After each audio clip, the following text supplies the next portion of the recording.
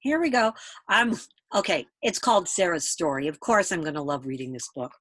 This one is written by Bill Harley. So it's star H-A-R for Bill Harley, because the H-A-R, do this in an ant voice, because the H-A-R is the first three letters of the author's last name. And the pictures, it's illustrated by Eve Aldridge. I love Sarah's story. Oh, okay. And I like this part that the ant tracks start before the story does, and they go across the title page. And they're the ants. It was almost time to go home when Sarah's teacher said, "Class, tomorrow morning I'm going to have everyone tell a story, so think of a story you can tell." "But I don't know any stories," Sarah complained. "Sarah, everybody knows a story," her teacher said. "Not me," grumbled Sarah. "I will not eat bugs in class. I will not eat bugs in class." Okay. "Mom," Sarah said, "I need a story first thing in the morning. Do you have one?" Sarah's mother was tired. "Well, you used to love Goldilocks and the Three Bears. Why don't you tell that?" "Oh, Mom," Sarah said in her best grouchy voice, "everybody knows that story. Thanks a lot." At bedtime, Sarah still hadn't thought of a story, and she knew she couldn't, and she didn't. She tried to think of a story when she woke up. She couldn't. She tried to think of one at breakfast. She didn't. On her way to school, Sarah stopped and waited for the light to change. She was still trying to make up a story when she heard the tiniest and squeakiest of voices say, "Hey, Sarah! Hey, down here!" And there, on the sidewalk, was an ant. "Are you talking to me?" Sarah asked. "Isn't your name Sarah? Come on." The ant turned and started down into an anthill. "Wait one big minute," said Sarah. "I can't go down there. I'm a big girl, and you're just a little ant." "Let's go," said the ant, and it disappeared down the hole. Sarah knew she had to get to school, but an ant had never spoken to her before. The anthill wasn't very big, but it was a little bigger than anthills usually are, and besides, she wanted to show that she had tried. Sarah took off her shoes and socks, put her big toe into the very corner of the hole. She got part of that toe in, and then she squeezed and twisted and sucked her breath in as hard as she could, and whoop! She was inside an anthill.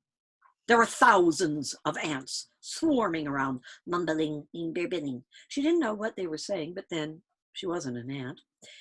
"Come on," said the ant, and it started down a long passageway. And Sarah followed deep into the earth until they came to a little room. On the other side was the queen. Sarah knew it was the queen because she was wearing a crown that said "Queen" on it. "Ladies in waiting, wait here." "Oh, Sarah," said the queen, "I am so glad you've come. I need your help. I want to lay eggs and have babies, but I need to have some honey bread. Do you have any bread with honey on it?"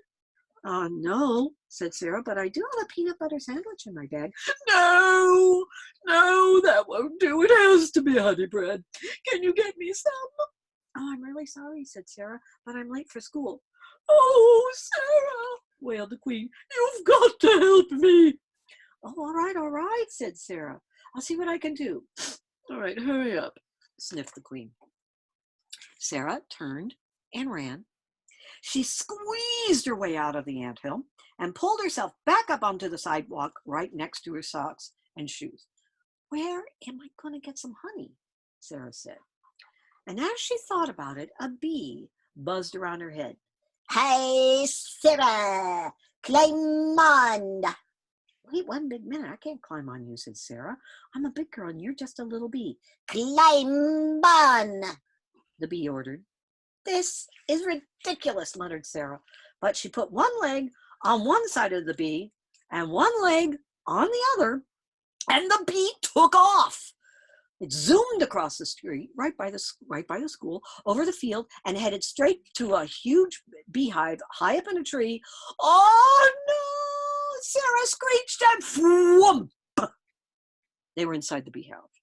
There were thousands of bees swarming and buzzing. She didn't know what they were saying, but then she wasn't a bee. The bee opened up a honeycomb and honey dripped out. When Sarah's hands were full, the bee sealed the comb and said, "Climb on." They flew back across the field, past the school, over the street, and landed right by the anthill. Sarah put her big toe in the hole, and then she twisted and squeezed until she was back inside. Sarah ran down the passageway and into the queen's room. I got the honey, she gasped. "Oh, good for you," said the queen. "Where's the bread?" "Oh, no," said Sarah. "I forgot. Look, I'm already late for school. I've got this peanut butter sandwich. Why don't you just take the honey and put it on the peanut butter sandwich?" "That won't do at all," said the queen. "Why not?" asked Sarah. "I don't like peanut butter," said the queen. "Why not?" "I don't like how it looks," sniffed the queen. "Have you ever tried it?" asked Sarah. "No." "You have to try it," said Sarah. "One bite, it's the rule." So Sarah took the peanut butter sandwich, squeezed the honey on it, rolled it into a big sticky bowl, and held it out to the queen.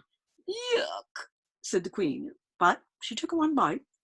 "Wow, this is fantastic," she burbled. "It's sticky, too. Oh, Sarah, you did it. I'm going to have 1,000 babies and I'll name them after you. Let's see. I'll call them Sarah 1, Sarah 2, Sarah 3, Sarah 4. "What are you doing?" asked Sarah. "Counting to 1,000, said the queen. "I gotta go," Sarah said, and she ran up the long passageway. She pulled herself back up the sidewalk, put on her shoes and socks. She ran all the way to school, raced down the hallway, burst into her classroom, and plopped into her seat. "Sarah," said her teacher, "you're late." "I know," said Sarah. "I got stuck." "Well," said her teacher, "well, everyone else has told a story. Could you tell yours?" "I don't have a story," Sarah said. "Why not?" the teacher asked. "I will not bug girls in class," he's writing. "Well, I couldn't think of a story, and I told you I couldn't, and I didn't. I was trying to think of one when I was walking home from school, but I couldn't, and I didn't think of one this morning. And I was walking to school, and I was still trying to make up a story when this ant came along and wanted my help. So I got my toe inside the anthill, and the ants were burbling, and I didn't understand them, but I'm not an ant. And I ran down this long passageway and the queen's room, and I knew it was the queen because she had a crown on her head that said queen, and she wanted some honey bread. And I tried to give her my peanut butter sandwich, and she said she was about to cry. So I said I would help. And I ran up the long passageway, and I got outside, and I was looking for some honey, and a bee came along. And we flew across the street and by the school and over the field right inside the beehive, and I got all this honey on my hands. And then we flew back to the sidewalk, and I squeezed down into the anthill again and ran down the long passageway. And the queen said, "Where's the bread?" And I said, "I didn't have any." And she said, "You've got to get some." And I said, "How about with a little peanut butter?" And she said she didn't like the looks of it. And I said, "Just one bite. It's the rule." She tried it. She liked it. She's going to have 1,000 babies and name them all after me. Sarah 1, Sarah 2. And I said, "I gotta go." And I ran up the long passageway, and I found my shoes, and I ran across the street, and I ran in here, and that's why I don't have a story. And the kids in Sarah's class said, "No way!" And Sarah said, "It's true, it's not a story." And Sarah's teacher smiled and said, "Sarah, true or not, that is the best story we've heard all day." The Sarah's story.